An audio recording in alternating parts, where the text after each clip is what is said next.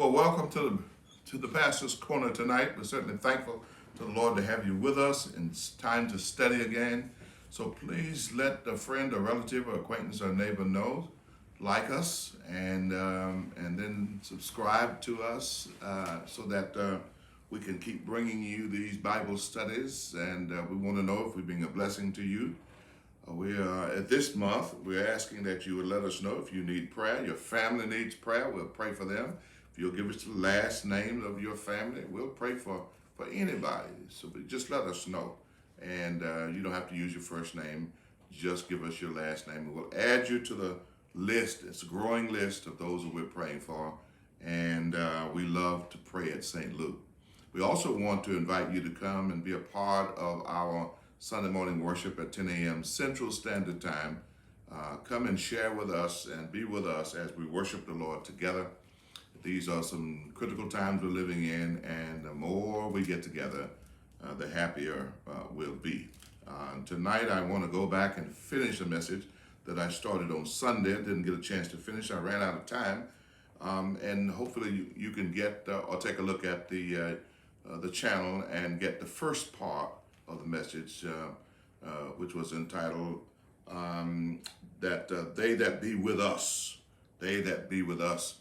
And this is actually the B part of that message in 2 Kings chapter 6, beginning in verse number 17. We stopped at verse 16, I believe, on Sunday. 2 Kings chapter 6, verses 8 through 16. That was this past Sunday. Tonight, I want to try and finish it, pick it up the verses at verse number 17, and summarizing and synthesizing the first portion of this message that we covered on Sunday, but filling in the blanks of those verses that we did not get a chance to cover on Sunday morning. Take it, if you got a pen and some paper, I want you to make some notes tonight as we look at 2 Kings chapter 6. I want to read verse 16 so that verse 17 and the other verses will make a little sense to you. Remember now, Elijah is our main character, and he is in trouble because he represents God's man in a critical place. The king of Syria is attacking Israel. We discovered that on Sunday, and Elijah tells Israel about the imminent attack. As a matter of fact, everything that the enemy is plotting and planning against the children of God, somehow or another, the king is frustrated, of Syria is frustrated because the children of God keep finding out ahead of time. And it's as if they know the moves before he ever makes them. Well, that's called spiritual discernment. And that story, if you read it with some integrity, you'll find out that Elijah never panics. He knows what he knows, so he doesn't have to panic. And so he has a servant with him, and when the Syrian army surrounds Elijah and the servant in Dothan, the servant looks out the next day and says, hey, listen, paraphrase, Elijah, we've been surrounded by the enemy. What are we going to do now? Well, I've got the perfect answer when the enemy surrounds you and somebody asks you what you're going to do. And Elijah tells the servant, go back and look again. Go back and look again. All that servant could see at that point was the enemy, the adversary. The only thing he could see was the problem. The first time he looked, but the second time he looked, he went back and he saw something different. And that brings us to verse number 16. Elijah answered and told the servant, I know what you think you saw, and what you think you saw, you did see. The enemy is real. The enemy is not a figment of your imagination. They are there. But we are not to fear because they are there, because they that be with us are more than they that be with them. In other words, we've got divine help when we are surrounded by the enemy. We've got help that everybody cannot see when the enemy has surrounded us. And so having said that, he says, fear not. You know what one of the greatest enemies to our faith is fear. Fear. Because fear strangles your faith. That's what it does. It strangles your faith. And so there are more fear nots in the Bible than sin nots. So he says, fear not, they that be with us are more than they that be with them. Now that brings me to verse number 17. And Elijah prayed. Now, Elijah knows he has help, but that does not preempt him from praying. He knows that men ought always to pray. So the first thing Elijah does is that he prays. And he says, Lord, I pray thee, open my servant's eyes that he may see. That he might see with new eyes. New eyes.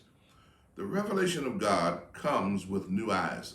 Revelation, not in the last book of the Bible, Revelation, but revelations in terms of manifestation or seeing what you need to see only comes with new eyes. And the ability to see the unseen comes with new eyes. Spiritual discernment. You must have new eyes. I'm not talking about physical eyes. I'm talking about spiritual eyes. So verse 17 says, he prays, and here's his prayer. Open my servant's eyes. You know, that's what we need today. We need to have open eyes. When you pray for somebody, you ought to pray that their eyes be open to what is instead of what they are looking at. What is. And so his prayer was for his servant to open his eyes. And the Lord, the Bible says, opened his eyes. That's an immediate answer. The Lord opened his eyes. He doesn't pray. Elijah doesn't pray. He doesn't pray that his servant go get help. He doesn't pray that his servant go get some more servants. No, he just says, open my servant's eyes. And he's young because the Bible says of this young man. And when he opened his spiritual eyes, he saw. He saw what was real. So that word saw is the word we get the word video. He saw with an understanding then, not just look with a cursory glance. He really saw, and when he saw the mountains were filled of horses and chariots on fire around about Elijah. In other words, he saw his help, and his help was on fire. It was on fire for the Lord. And listen, thank God we have what I call an inflamed helper. We have fire on our side. Now, the enemy had horses and chariots, but God had horses and chariots. The difference is, the enemy had horses of flesh and chariots of iron, but God has horses and chariots of fire. Yeah, fire, that's the difference. And of course, you know, fire always trumps flesh, and fire always trumps iron. And so the hills were filled with horses and chariots around the enemy. So Elijah and the servant was actually surrounded by God's angels all around them. All brothers and sisters, look who's on our side. With God's help, we have help from the hills. We have angelic help watching over us. And so the Bible says his eyes were open. He saw with new eyes. And then verse 18 says, and when they came down to him, when the Syrians came down to him, Elijah prayed one more time. And here's a prayer for the enemy. He prays for the enemy. He prayed unto the Lord and says, smite this people, I pray thee, O Lord, with blindness. He says, Lord, blind the enemy. Blind them so that they cannot see. And guess what? God blinded the enemy because God answers prayer. Let me say it a little slower for you so that you can write this down. God answers prayer. Let me say it one more time, the third time. Get a clean sheet of paper and put it on the top. God answers prayer. He does. He prayed that the enemy's eyes would be blinded, and God smote them with blindness. All of them. There's perhaps 1 million soldiers out there that came to arrest Elisha. And God blinded them all. Blinded them all. Bible says he blinded them, spoke to them with blindness, according to the word of Elijah. See, God hears your prayer. God knows who you are that's praying. He knows your name. That's why you ought to pray. Because prayer, if it's prayer, is personal. Is personal. He says, at Elijah's word, he blinded the enemy. He blinded them. And when they got to Elijah, because Elijah didn't run, even though the odds were stacked against him, he knew he had help, because you ought to believe to see. Not see to believe. You ought to believe to see. Bible says, Elijah said unto them, so the enemy is blinded. Get this. The only two people that can see what's going on is Elijah and the servant. So the enemy comes down and run right into Elijah. And Elijah says to them, face to face, you're on the wrong road. You're on the wrong road, enemy. This is not the way. If you're looking for whatever you're looking for, this is not it. This is not it. Neither is this the city. You're in the wrong city, Syrians. He says, follow me. And he leads them and brings them to Samaria, which is the capital of Israel. He leads them to Samaria. And it came to pass, verse number 20, when they will come to Samaria, Elijah said, Lord, now open their eyes again. So they are blinded when they go down to deal with Elijah. Elijah prays and God blinds them. They're talking to him and they're taking leadership from the very man they came to get. Now Elijah is leading them. Isn't that amazing? How God can put you in position to triumph over your enemies. He can blind your enemies so that their motives, which were bad, and they're looking right at him, but they couldn't get him. They're blinded with their eyes wide open. Blind. So many people are like that today. Blinded with their eyes wide open. Bible says that they're in the middle of Samaria in verse 20. Look at it closely. They come to the middle of Samaria, and then Elijah prays again and says, open their eyes that they may see. And the Lord, verse 20, there it is, opened their eyes and they saw. But here is what happens. They're in the middle of Israel's camp. They're right in the middle of Samaria. They tried to ambush Israel and got ambushed themselves, because God always sets up his will to be done. Sets his will to be done. So when God opened their eyes and they were in the midst of Samaria. See, make sure, brothers and sisters, ladies and gentlemen, that you remain on the side of the righteous. When you begin to see with new eyes, you'll see it's better to be on the side of right and righteousness. That's what Elijah says. I'm on the righteous side, so God will take care of me. That I'm not alone. I'm on the righteous side. I'm not by myself.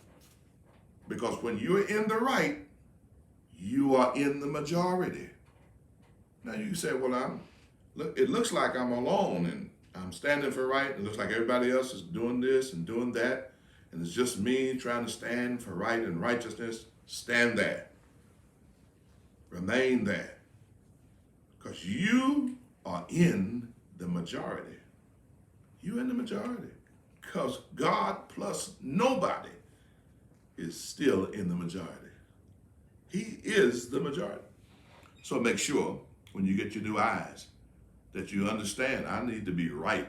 I need to be on the righteous side. Second side I need to be on the good side. Not only the righteous side, I need to be good.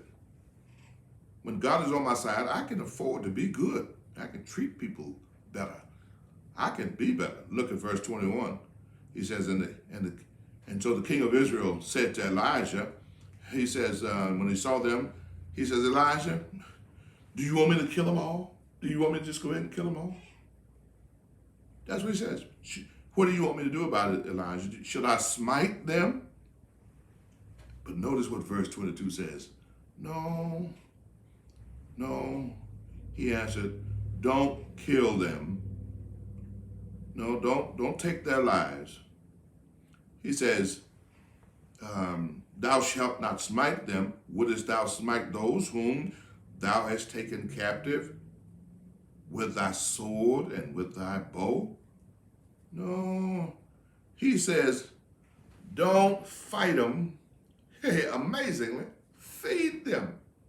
Now, these are the same people who came to take his life and the life of Israel. And Elijah says, be good to your enemy. Treat them better than they treat you. Out-kind them. You know, my biggest priority or biggest goal in life, or not resolution, New Year's resolution, but it's a goal of mine, to always treat people kinder than they treat me. I'm going to try my best to out-kind you. And so that's our goal ought to be, to out-kind other people. I'm going to do my best. You may mistreat me, but I'm going to try to be kinder to you than you are to me. And that's what Elijah is doing, because we have to remain on the good side. The true litmus test of your Christianity is how good you are to somebody else, and that you can walk with confidence. When you know that you're walking with God, you can walk with confidence and know that you got some help. Know that you got some help that maybe no one can see but you, and no one knows but you. Knowing that the battle is not yours, but God's. So, stay on the righteous side, stay on the good side. Let me give you one more and I'm gonna close. Notice he says in verse number 23, after he said, no, don't kill them. Set bread and water before them, that they may eat and drink and go home, go to their master. He sends them back home. Yeah. You see, when you're on the righteous side and when you're on the good side, you're automatically on the winning side. And because you're on the winning side, you don't have to flaunt your winningness. I made that word up. Your winningness. You win, but you don't have to brag about it. So he sends his enemies home, feeds them in verse number 22. And the Bible says in verse 23, and I'm closing, he prepared a great provisions for them. He didn't have to do that, but he's on the winning side. He's on the winning side. And the winning side is always on God's side. So you have to faith your way to victory. Look what he does in verse 23, and I'm closing. I got one more minute. And after they prepared a great provision for them, when they had eaten and drunk, the Bible says, he sent them away, and they went to their master. I like this last part of verse 23.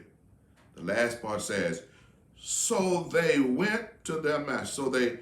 So the bands of Syria, the armies of Syria, came no more into the land of Israel. They left them alone. They left them alone. They fed their enemy. They were good to their enemies.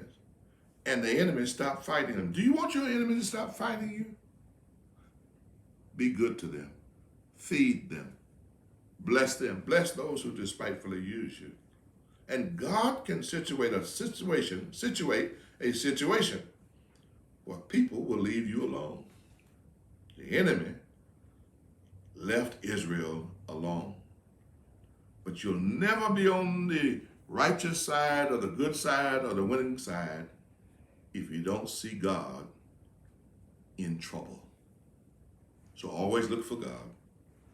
Always look at your situations with new eyes, and God will show you he was right there all the time. Well, I'm out of time, and it is my prayer that you will see things differently, that you'll see your life and the lives of others with new eyes. Until next time, we'll see you next time we get together in the Pastor's Corner. Be sure and let us know that you've been blessed by the teachings. God bless you.